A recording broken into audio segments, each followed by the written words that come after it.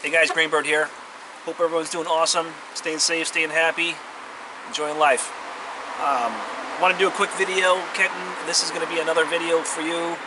I know I have a lot of flint knapping videos that go over some of the other aspects of flint knapping, the taking flakes and things like that.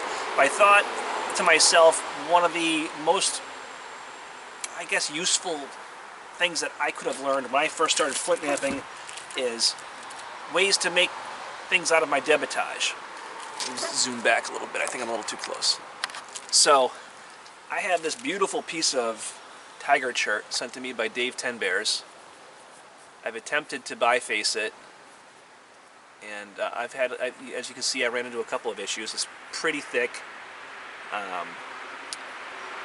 Probably shouldn't have used this one straight out of the gates after being so rusty, but I couldn't resist. I wanted to have some fun. Apologize for the noise. Again, I'm on my porch. It's only about 150 feet from the road, and it is a very well-used road. It's a main road. But so this flake came off of this piece somewhere down the line, and as you can see, it's in the shape already of an arrowhead. It's got decent thickness. It's a little on the thin side, but these points make really good, or these flakes make really good bird points, and it actually this is good, probably end up bigger than a bird point. Good for taking small game. You know, I guess you could argue you could take a deer with it, but my thoughts are that it would hit a rib bone and probably break before it did the job humanely. But a way to practice pressure flaking. So let's take this flake that came off. We're probably not going to get a flake pattern across both sides because it is a little bit small, but we will get a point. So I'm going to put my eyes on. I don't think I'm going to wear a glove for this. I've had a chance to work this. This is the second time I've worked this material. Yesterday I worked this material a little bit. That's when I reduced that biface. Could have done a better job of it for sure, but I don't know. I'm happy. I'm going to use the grinding stone that Mr. 10 Bears gave me, because I like it a lot. So especially this really sharp edge, you're definitely going to want to, let me tip the camera so I can see. You're definitely going to want to smooth that edge off. Way too sharp to get anything productive out of it.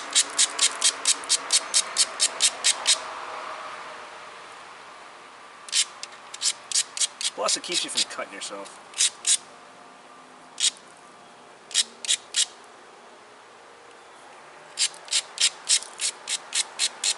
So flint knapping is very intuitive.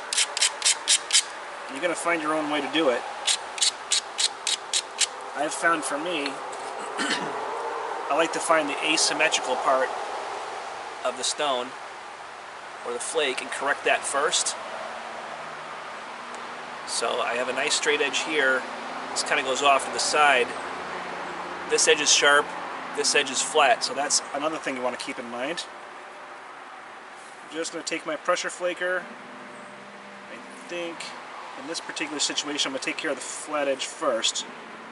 Now down at the bottom of the flat edge, if you can see that, this is all thick and it's thin down here.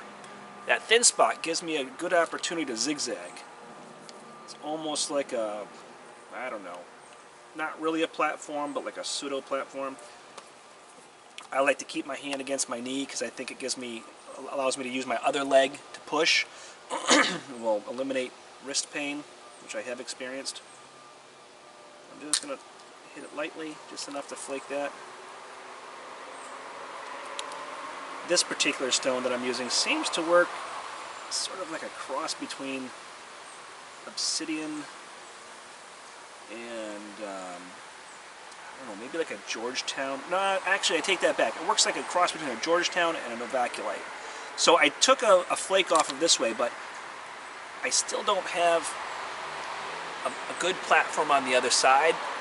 So in this case, I'm going to take a second flake off that same side. I know I said zigzag, but sometimes you have to just look at the stone and do what it wants you to do. There we go.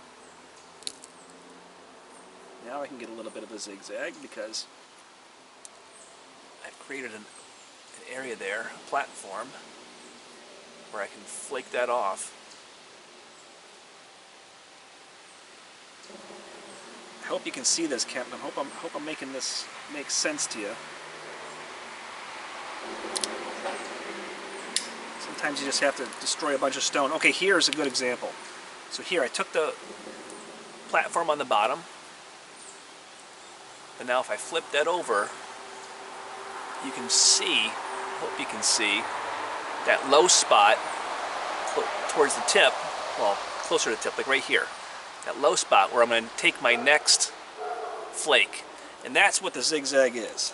That's when you're going back and forth and back and forth. Every time you take a flake in, you're creating that concavity on the inside, which when you flip it over, well, the convexity on the outside, which is when you flip it over, is going to create that concavity that you're going to take your flake from. I think I said that right. So sometimes you just have to kind of follow the stone. Hopefully I don't break this.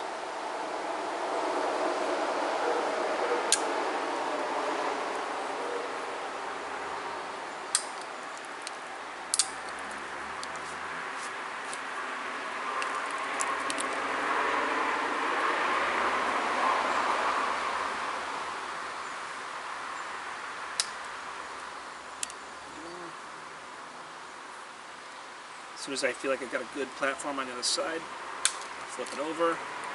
Try to remember to use my legs and not my wrist. It's kind of hard sometimes to get into it, but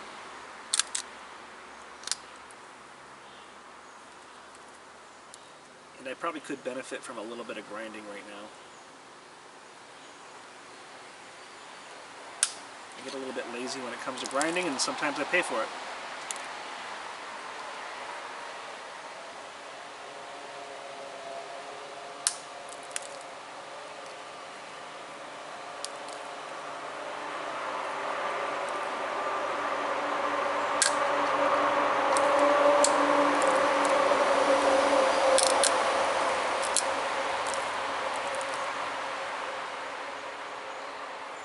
That's not bad.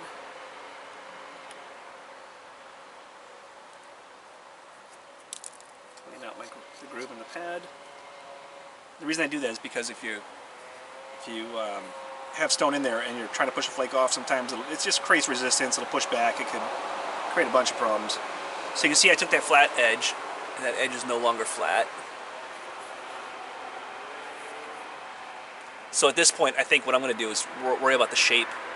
Try and just start shaping this into an arrowhead. I'm going to work on the really thin side first, because that's the side that has a little bit more curve to it, a little bit more asymmetry, I guess, if I'm saying that correctly.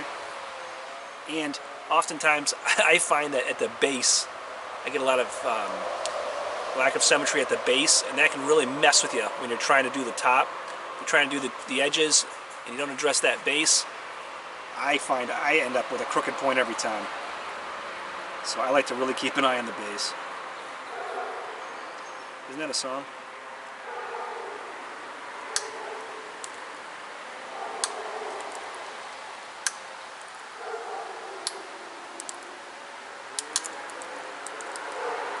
Just little chunks taken off, little nibbles. This is the way I do it. There's a million ways to do it.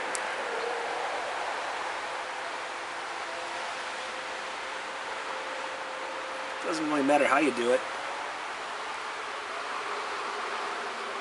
as long as you're getting that symmetry.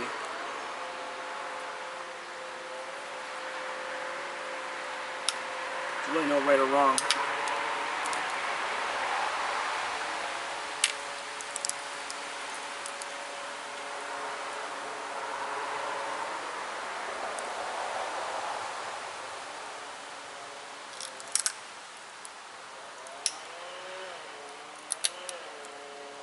This is when it becomes zen-like.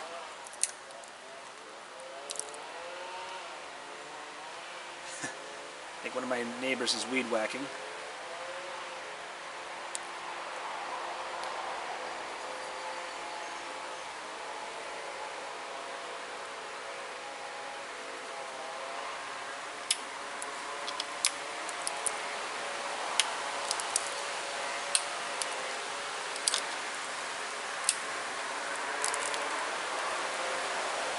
Same thing, I'm trying to go down and out, still trying to pluck those flakes, even though it's a lot thinner than, you know, like a slab.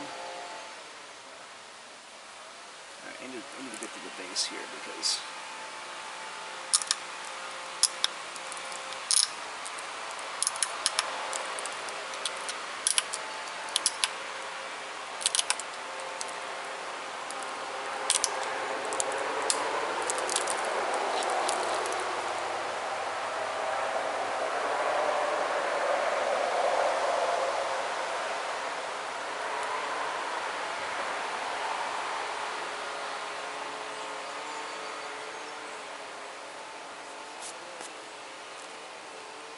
I'm still a little off on symmetry, but I think because the rest of it is so thin and the base is still a little bit thick, I think I'm going to attack it at the base.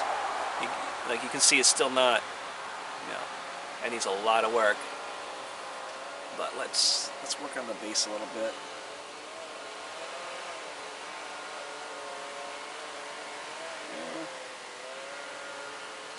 Maybe just a little.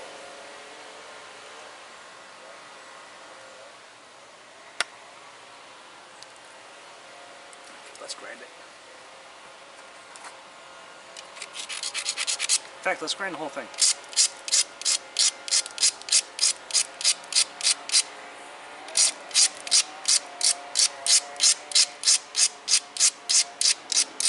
A lot of times when you're pressure flaking, it leaves really, really thin edges. I mean, that's how you sharpen it. You sharpen it by pressure flaking it, so you can imagine the thin edges that will remain.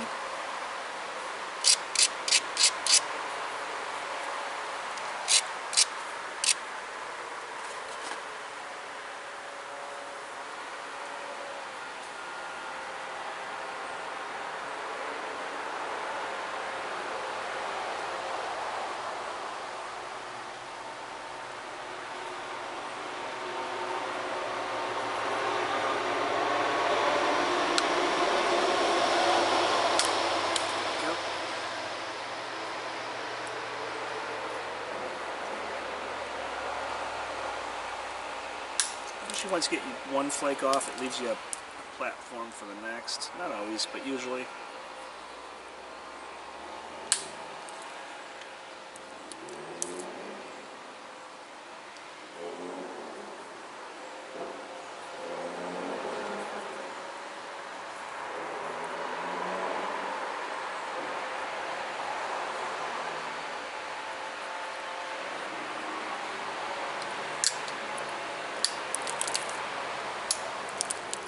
Keep shaping this.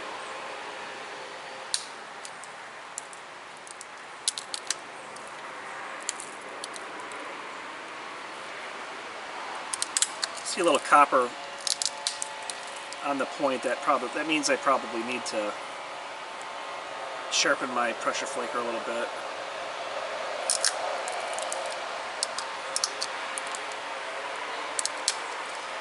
I'm gonna bring in the outer edges. Not towards the point, but just towards the edges.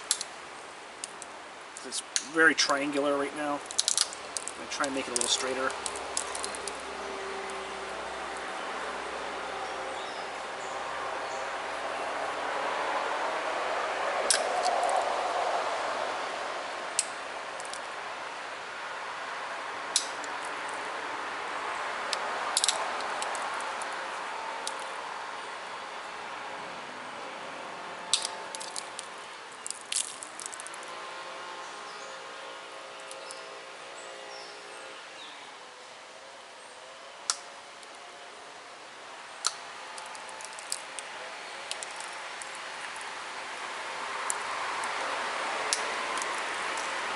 Just flipping it back and forth, shaping it. Nothing crazy here, that's why I'm not talking really a lot about it.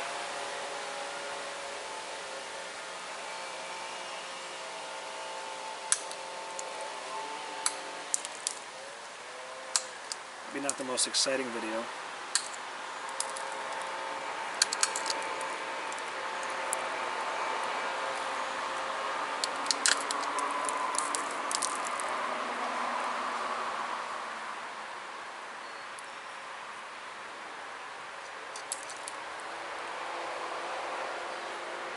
just a little bit at a time. It's easier to take more off than it is to put it back on.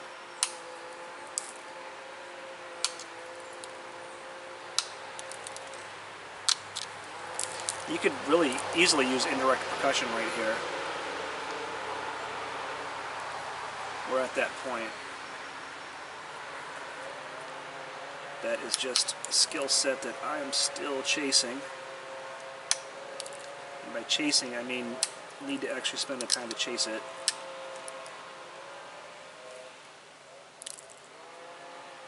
Alright.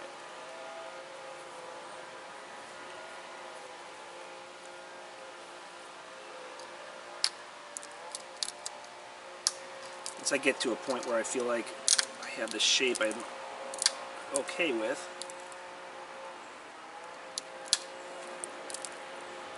try and make sure that my center line is somewhat acceptable.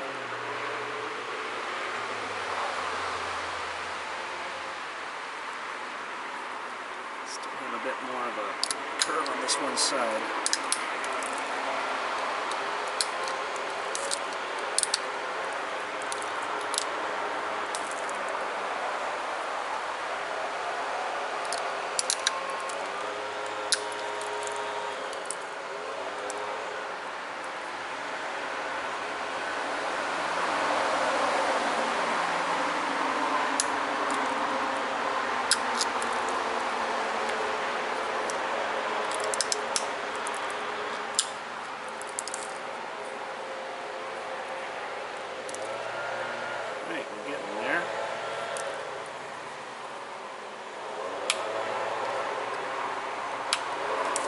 Sometimes I've found a good way to bring it in from a wide triangle to a smaller triangle is to nip off the ears first. If you nip off the ears in the bottom here, for me, it allows me to bring the rest of the point back in. I don't know if that's proper technique or not. I've never had any formal lessons.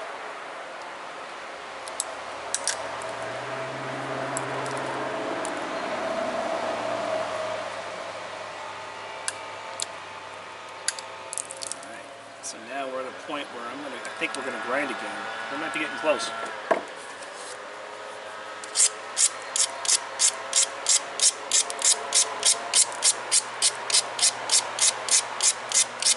When I first started, I was always kind of hesitant to grind because I always felt like I'm taking off that sharp edge that I worked so hard to get. But that edge is thin, it'll be sharp, and you're going to sharpen it before you haft it anyway, if you're going to use it.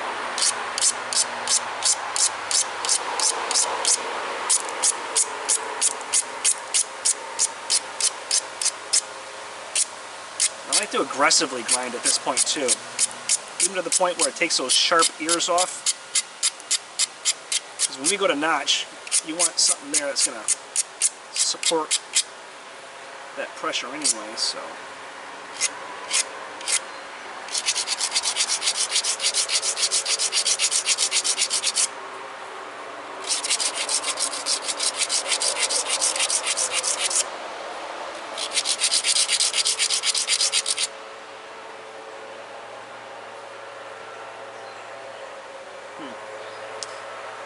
One side of the base is a little bit thicker, but we'll see how that works. So, this is what we're left with. It's a pretty nice shape, wouldn't you say? Pretty thin. That'll do the job.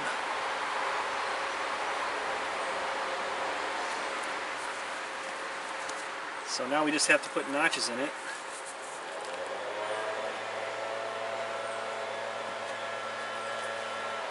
I'm going to sharpen my poor disheveled pressure flaker.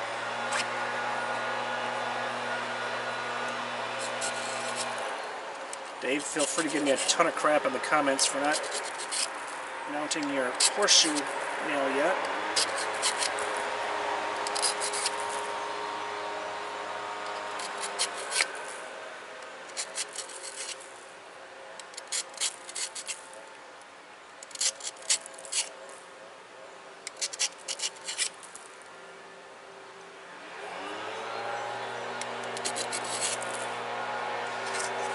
This flaker is actually almost big enough to where I need to pop the nail out. Actually, it is. I should pop that nail out and push it up a little bit. But maybe I'll do that next video.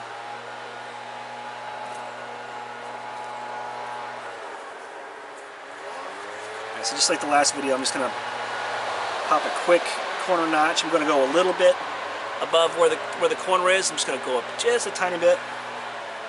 Or you can square that notch, that corner off and go up. It doesn't matter. Notching is just so artistic. You can do it any way you want. I think I'm going to flip that part of the flaker forward. This should be straight. I'm just making do with what I have. And you don't want to press too hard on this, Kenton, because you'll snap it. It's like you just want to give it some love, give it a little bit of support, and keep that where the groove is. Just keep that as gentle as you can.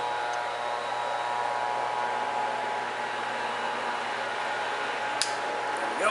There's a flake. There's our first flake. And set up a platform for our next flake. Try and keep your angles straight. That's another thing that I struggle with sometimes is I forget.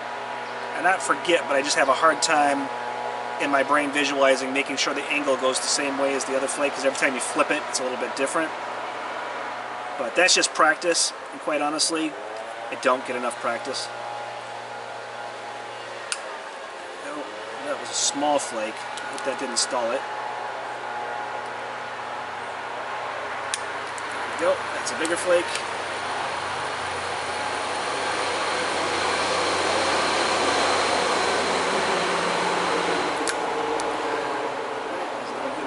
Switch to the other side.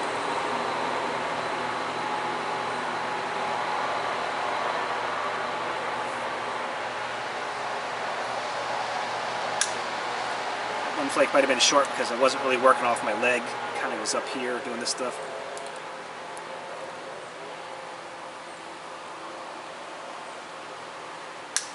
There we go. Build that pressure, pop it off.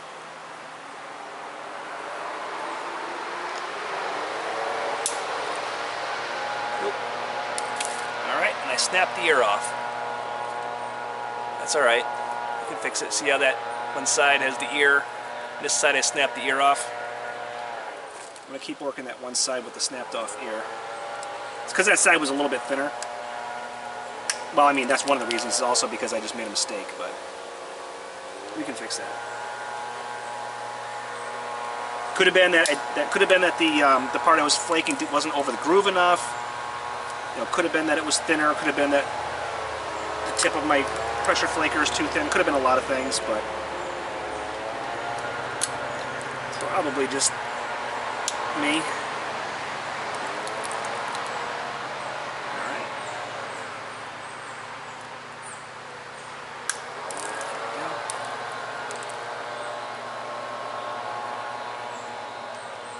Makes it a little bit more challenging to bring it back into center, but that's our task.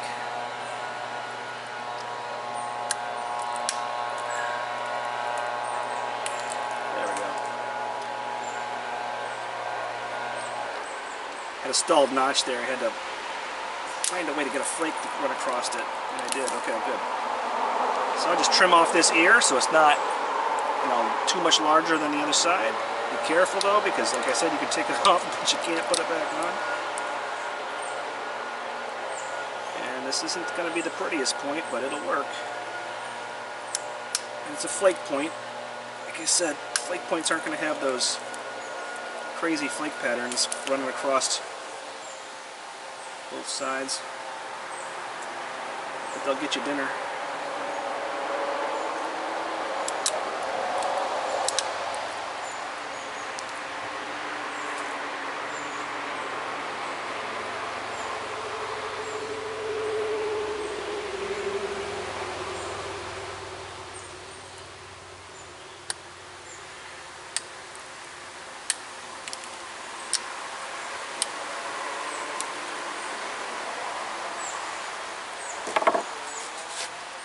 It.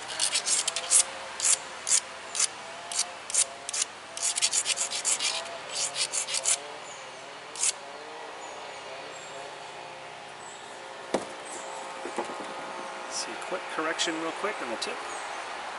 Just for symmetry, I'm not going to talk about it because it's just symmetry. It's common sense, you can see that yourself.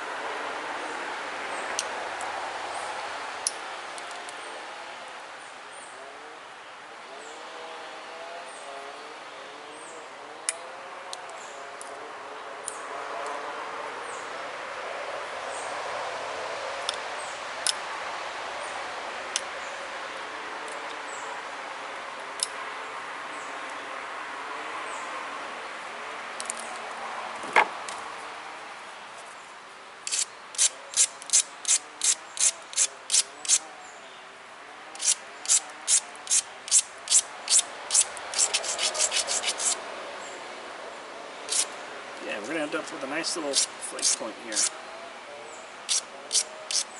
least I think so. I'm kind of grinding the tip off just a little bit because there's a downward hook. I can fix that when I go to sharpen it. Or if this turns into a necklace, there's not even a need.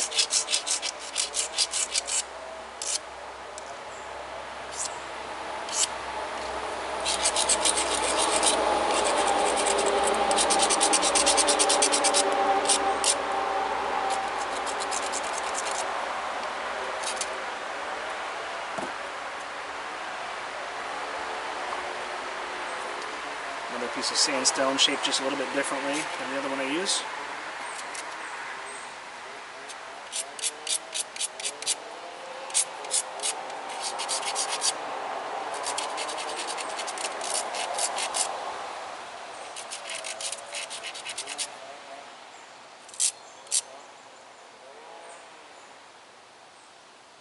That one here is just a little bit bigger still.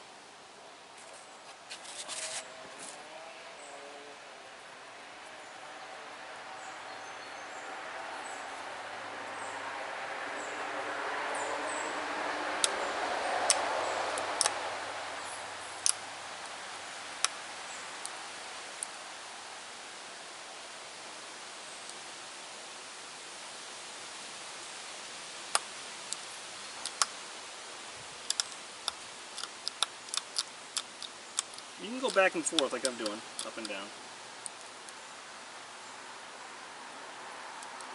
Let me try and make this one a little deeper.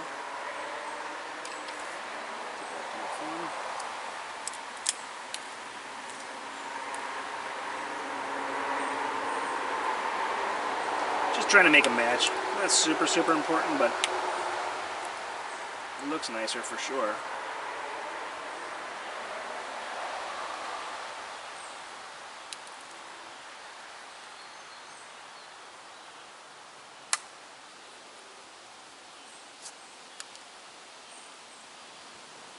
Yeah, there we go. I think we got it. Close enough.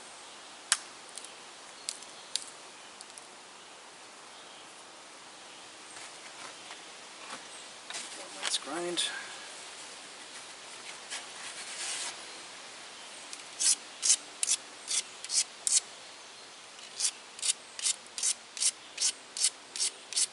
When you're grinding, this is when all the dust comes off, so make sure you're outside or got a good fan going, or whatever your system is.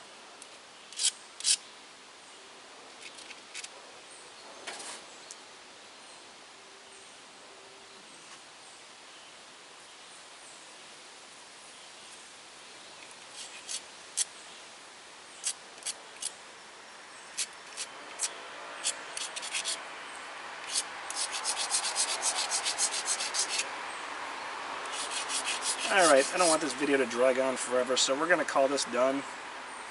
So this is just a simple flake. You're going to get a million of these flakes that come off of that material, so I mean you'll be able to make a lot of these. Like I said, these don't have the overlapping or the flake patterns that meet back to back that are going to look super sexy, but this is a good functional point. It's good pressure flaking practice. See if I can get a good image of it. So that's what we ended up with. There's the first side. There's the second side. This is how thin it is. definitely do the job.